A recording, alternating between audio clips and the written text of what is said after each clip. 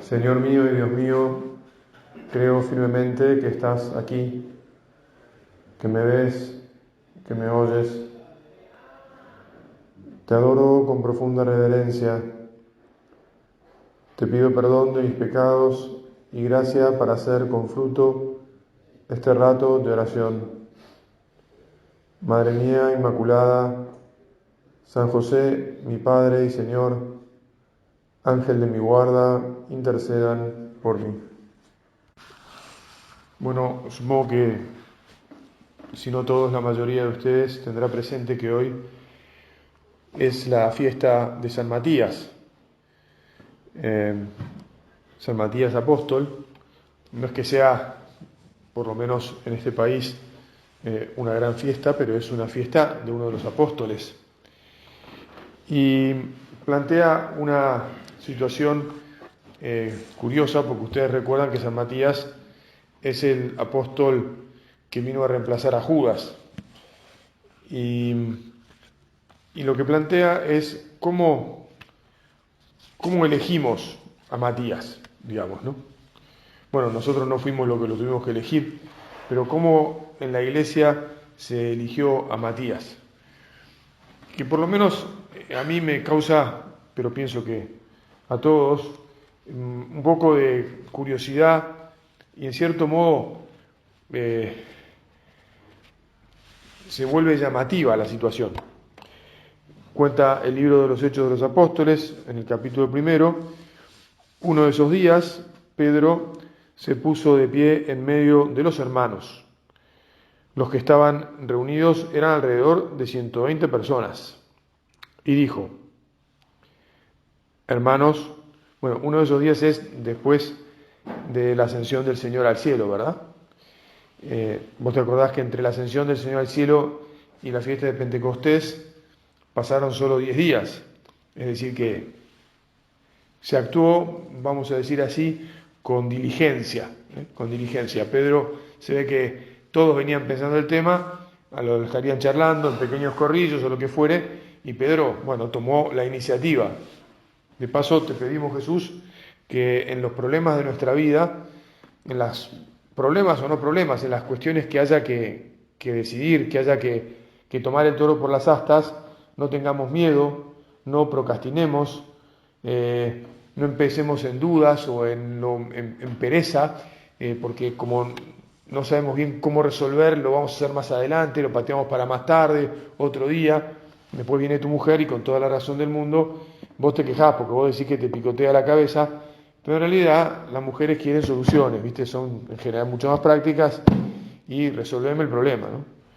Bueno, entonces Pedro tomó la palabra y dijo: hermanos, era necesario que se cumpliera la escritura en la que el Espíritu Santo, por boca de David, habla de Judas, que fue el jefe de los que apresaron a Jesús. Él era uno de los nuestros y había recibido parte en nuestro ministerio. De paso, Jesús, aprovechamos para meditar brevemente cómo podemos ser infieles. Y esto va a salir en la segunda meditación. ¿Cómo podemos ser infieles? Puede suceder que, a pesar de haber tenido una elección por parte de Dios mismo, terminemos diciéndole que no. Señor, por favor, que no me pase. Nos tiene que salir el grito del corazón, y ahora nos sale y se lo decimos, te decimos, Jesús, que yo te sea fiel, que con tu gracia, que necesito en todo momento, sea fiel. Porque te imaginas que si a Jesús 1 de 12 le falló, en materia de porcentajes y de probabilidades, de algoritmos, la posibilidad de que nosotros seamos infieles es muchísimo más alta. Jesús es Dios. Había recibido una parte en nuestro ministerio, pero después de haber comprado un campo con el precio de su crimen, cayó de cabeza y su cuerpo se abrió, dispersándose sus entrañas. El hecho fue tan conocido por todos los habitantes de Jerusalén que ese campo fue llamado en su idioma Aceldama, que quiere decir campo de sangre. En el libro de los Salmos está escrito que su casa quede desierta y nadie la habite, y más adelante que otro ocupe su cargo. Y esto es lo que Pedro viene a plantear. Alguien tiene que ocupar su cargo. Tenemos nosotros que resolver este asunto, tenemos que tomar una decisión. ¿Cómo vamos a movernos para tomar esta decisión? Hay que tomar muchas decisiones en la vida. Nosotros mismos tenemos que tomar, por ejemplo, la decisión de rejuvenecernos. Desde hace tiempo que yo les vengo recordando, en junio del año pasado, el prelado de la obra nos llamó a todos a prepararnos para el centenario y a reflexionar de cara al centenario sobre la identidad, la historia y la misión de la obra. Y nosotros tenemos que tomar decisiones, porque si esperamos que otros tomen decisiones sobre qué vamos a reflexionar y sobre qué vamos a hacer, nos va a crecer la barba, digamos. Vamos a quedarnos estériles aquí. La iniciativa está en nuestras manos. De hecho, por ejemplo, una decisión que tenemos que tomar es cómo vamos a hacer para que esto cada mes, cuando tenemos el retiro mensual, esté lleno, no ahora que está semilleno. ¿O qué vamos a hacer para que el próximo curso de retiro, que es del 30, y usted, padre, está haciendo propaganda? Y sí, yo he tomado la decisión de hablar de las cosas claro, poner los problemas sobre la mesa y decirle, señores, o nos ponemos las pilas o vamos a seguir llorando miseria, ¿no? Hubo un curso de retiro la semana pasada, alguno de ustedes estuvo ahí, y no éramos 40 en el curso de retiro, que es completa la capacidad. Había más o menos 25, faltaban 15, es un porcentaje alto el que faltaba. Del 30 al 7 tenemos el desafío de volver a ser 40. De los que están aquí, algunos, y con suficientes amigos como para que, anunciemos, aprovechemos las oportunidades que el Señor nos da. Pero para eso hay que estar todo el santo día tomando decisiones y decir, ¿con qué amigo voy a hablar de esto? ¿Qué voy a rezar para que este amigo se sienta llamado a acercarse al Señor y le empiece a tener una inquietud en el corazón que le diga, sí, es verdad, esto vale la pena invertir un fin de semana en entrar en el silencio de Dios y escuchar su palabra? Muy bien, tomar decisiones. Es necesario que uno de los que han estado en nuestra compañía durante todo el tiempo que el Señor Jesús permaneció con nosotros, desde el bautismo de Juan hasta el día de la ascensión, sea constituido junto con nosotros testigo de su resurrección. Entonces aquí se ve que ha habido un trabajo previo. O sea, Pedro evidentemente ha rezado sobre este asunto, ha pensado, y como te decía recién, a mi gusto también lo habló con el resto de los apóstoles. Hasta probablemente le hayan preguntado a la Virgen que estaba entre ellos cuál era su parecer. Porque efectivamente las cosas no suceden, digamos así, como caída del cielo, como la niebla, sino que hay que trabajar. Sacar la iglesia adelante o sacar adelante el Opus Dei, que es esta pequeña porción dentro de la iglesia que tiene el mensaje de santificarnos en lo ordinario y a través del ordinario, pues supone que cada uno de los presentes piense, rece, se junte con otros, hable y promueva, impulse decisiones, como hizo en esta oportunidad Pedro y los demás. El asunto es que ya también habrían hecho pesquisas, porque Pedro pone condiciones. Dice, uno de los que han estado en nuestra compañía durante todo el tiempo que el Señor Jesús permaneció con nosotros. Es decir, cuando Jesús empieza a predicar, cuando sale de Galilea y va a hacerse bautizar por Juan. Y entonces empieza a hacerse pública su vida, empieza a ver a alguien distinto, que dice cosas distintas, que viniendo de una región alejada y de la que nadie esperaba que hubiera un maestro, es un maestro y se convierte en un maestro. Bueno, los primeros que se juntaron alrededor de él se conocían y lo siguieron. Después te acordás que hubo 12 que fueron separados de entre todos y estaban más cerca de Jesús permanentemente. Pero se ve que hay otros que lo siguieron en todo momento también.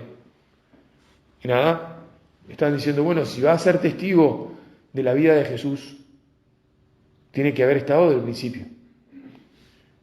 Y nada, se habrán preguntado, le habrán ido cuestionando, vos te acordás, y ya, sí, no es verdad, vos estuviste, está, bueno, listo, presentaron a 2. José, llamado Barsabás, de sobrenombre el Justo, y Matías. Ahora, estamos meditando este suceso importante de la primera cristiandad, de nuestros fundadores, el que fundó la Iglesia de Jesús, pero de los apóstoles que respondieron a ese llamado de Dios y de cómo actuaron. Pero vos aplicalo a tu vida, ¿no? Aplicalo a tus decisiones en conjunto con tu mujer para la vida de tu familia. No solo se toman decisiones cuando se decide, no sé, a dónde se va a ir de vacaciones, sino cosas más importantes por su trascendencia, como por ejemplo, qué educación se le va a dar a los chicos, qué está pasando con uno de ellos,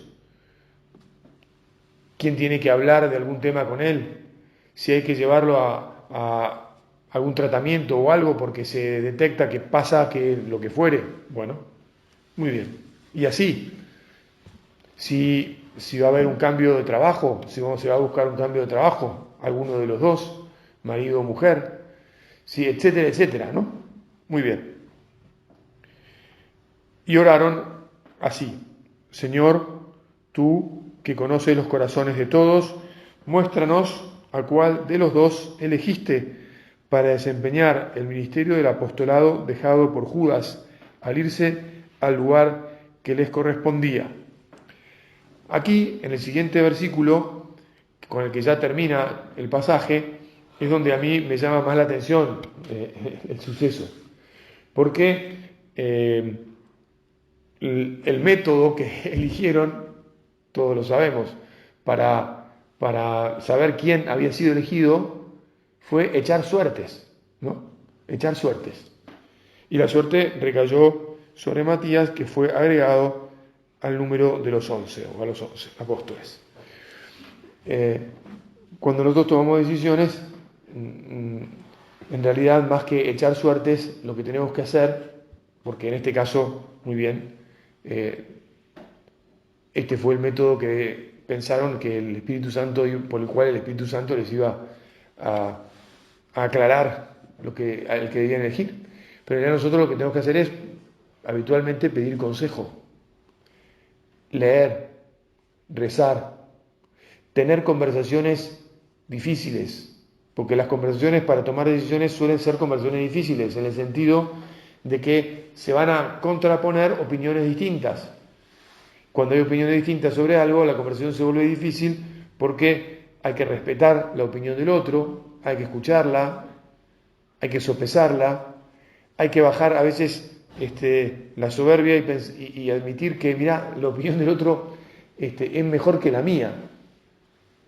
Y eso a uno le cuesta porque a todos, en principio, cuando opinamos algo, cuando concebimos una idea, nos gusta que se nos haga caso o nos parece que eso es lo mejor. Pero si uno tiene una conversación, te insisto, de estas que llamamos difíciles, y descubre, mirá, me están haciendo ver con serenidad que tal vez mi solución no era la mejor porque no había tenido en cuenta algo, se me había escapado algo.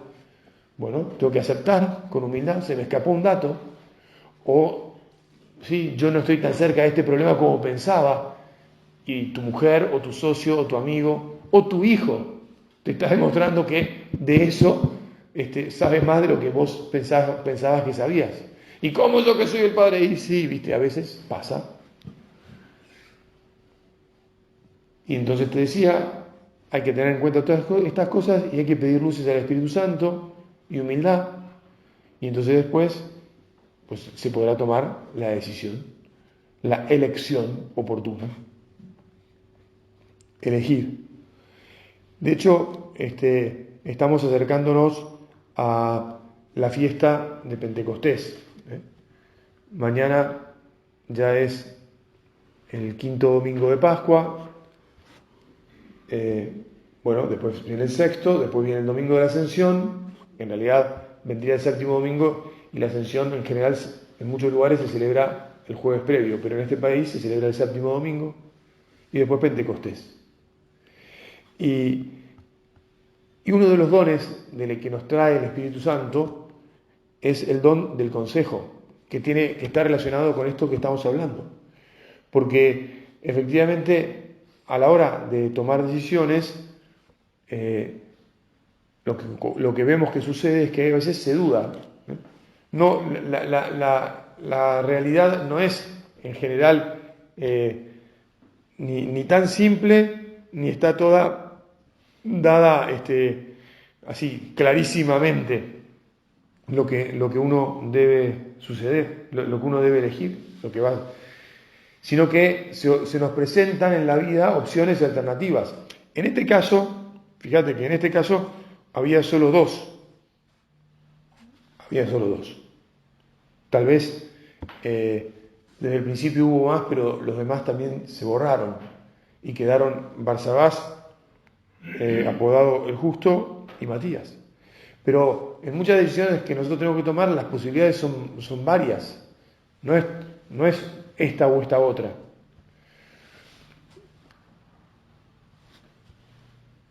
Y cuando tenemos que tomar una decisión,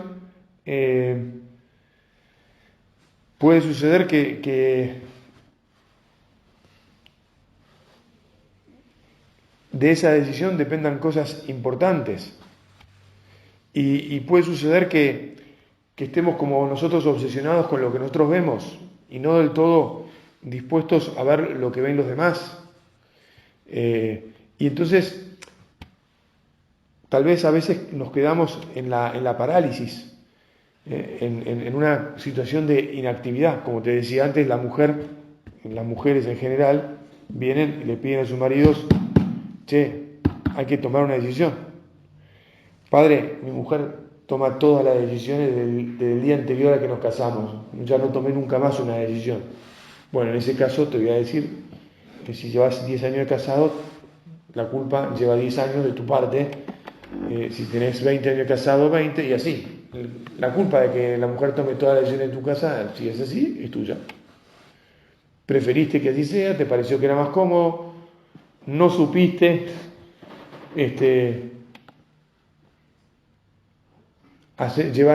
llevar la situación a que en realidad las decisiones sean compartidas, sopesadas entre ambos. Todavía estás a tiempo de intentarlo. No, padre, ni ahí, no puedo intentar nada, ya, no hay manera. Bueno, muy bien. En todo caso, delante del Señor, como hay algunas cosas, decisiones tuyas que de tu vida sí tomarás, perdón que me río un poco, bueno, sí vale la pena que esto lo meditemos, ¿no? ¿Por qué? Porque esta parálisis que te digo es un defecto que incluso se ha empezado a esparcir en la vida de los hombres, mucho hoy en la vida de los jóvenes, y entonces hay una enorme generación de adolescentes eternos. Empieza la adolescencia cada vez antes, porque tienen más independencia antes, porque los padres han tomado decisiones erróneas y han dicho, bueno, déjalos que hagan lo que quieran, ¿no? A partir de la generación del 68, que ya es está bastante lejos en el tiempo. Libertad. A los chicos hay que darles libertad. A los que elijan lo que quieran. Es un error serio a un chiquito no darle ninguna orientación de lo que tiene que hacer porque no está capacitado. Pero bueno, por ese motivo terminan pasando por un periodo a veces en el que cuando tienen de chiquitos les dicen que pueden elegir lo que quieran. Un tiempo más adelante necesitan a alguien que les ponga alguna norma, algo, y si hay alguien que les da una norma, se aferran a las normas de un modo tremendo. Si no, puede ser otra porción de gente que ni siquiera, o sea, sigue sin norma alguna, eligiendo cualquier cosa y pretendiendo que en su vida se pueda seguir eligiendo todo en todo momento. Bueno, en cualquier caso, no maduran porque no aprenden a tomar decisiones después de haberlas evaluado. Y entonces tienen pánico al compromiso, es decir, a lo que sucede después de una decisión, que es que se acaban las demás posibilidades. Porque si yo elijo comprar un pantalón verde, no me puedo comprar el pantalón azul, salvo que tenga mucha plata. Y si tengo mucha plata, de todas maneras hay un momento en que me voy a tener que elegir entre ponerme el pantalón verde, azul, rojo, naranja, violeta o negro que me compré, porque no puedo poner todos los pantalones al mismo tiempo. Estas decisiones que yo estoy hablando son ejemplos que pueden parecer tontos, pero ustedes saben muy bien que la adolescencia hoy empieza a eso de los 11 y termina a los 40, sí termina, porque a veces ni siquiera termina. ¿Y todo por qué? Porque no queremos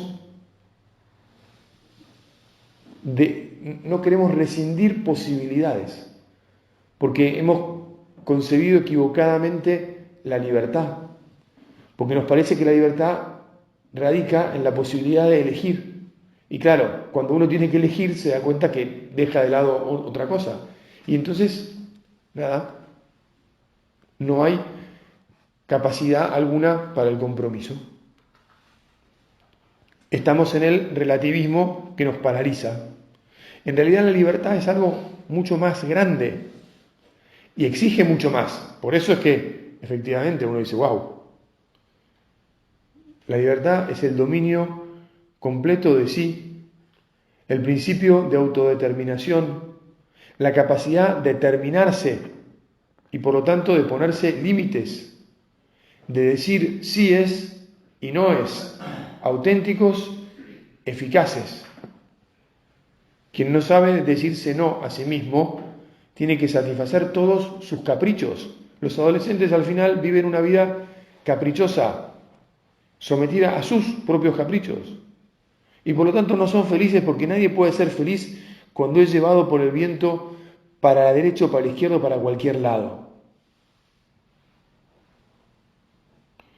No es libre, es una persona en fase infantil, en un estado de inmadurez, que en algún momento hay que superar. No sé si alguno de ustedes reconoce que en su vida ha habido o todavía hay, porque fue educado en este periodo del que estamos hablando, hay parte de esta situación en la que le cuesta tomar decisiones y en la que le da miedo no solo la decisión, sino el equivocarse o el darse cuenta más dentro de un tiempo que se ha equivocado.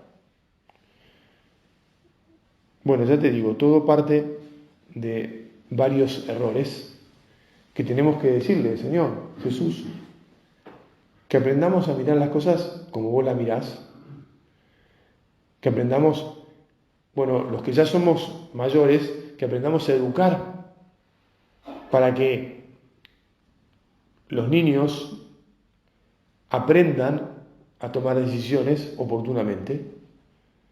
A un niño no se le puede decir, haz lo que quieras. Al principio, cuando es niño, hay que guiarlo, porque no está capacitado para discernir entre lo que es bueno y lo que es malo, entre lo que le hace bien o le hace mal. y entre lo que es oportuno incluso o inoportuno. No es oportuno comprar 10 pantalones de 10 colores distintos porque me gustaron los 10, entre otras cosas porque es una falta, de pobreza, es una falta de pobreza. Uno dice, que ser pobre es un valor, y sí, tener limitación sobre lo que las posibilidades es un valor, claro que sí. Saber que no somos omnipotentes es un valor, claro que sí. El que se cree omnipotente, ese tiene un gran problema. Entonces al principio el niño hay que guiarlo. Pero hay un momento en el que también hay que empezar a dejar que él mismo vaya decidiendo. Una vez que esto es progresivo y es un trabajo serio, va aprendiendo a discernir. Y después hay que hacer que cargue con el peso de la decisión que tomó. Se me viene ahora a la cabeza tal vez un ejemplo que tal vez no sea perfecto, ¿no? Pero yo me acuerdo cuando era chico, si pretendía que una comida no me gustaba, mi madre me decía, muy bien, levántate y andate, y no comes. O la otra posibilidad era, mira, o lo comes o mañana te lo comes en el desayuno. Y había que aprender a que la comida no se tiraba y había que comprender a comer todo. Ay, no, es que no me gusta. ¿Cómo es esto que no me gusta? Hay gente que no tiene nada para comer y vos me decís que no te gusta. Hay un proceso de educación en la toma de decisiones en la que el don de consejo, el buscar, el don de consejo, que es un don del Espíritu Santo, nos ayuda, y el buscar consejo es una actitud propia del cristiano, que tiene que acudir a Dios y rezar para obtenerlo, y tiene que aprender el proceso de consultar a quien es debido, leer lo que es oportuno, razonar y a veces equivocarse para aprender de las equivocaciones y otras veces acertar para aprender de los aciertos, y así convertirse en un cristiano maduro, en una persona humanamente madura y por lo tanto cristianamente madura.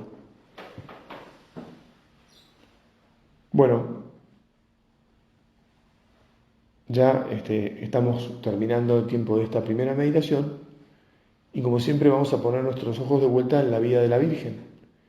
¿Cómo es que la Virgen a los 14 o 15 años pudo decir que sí a una propuesta que evidentemente la excedía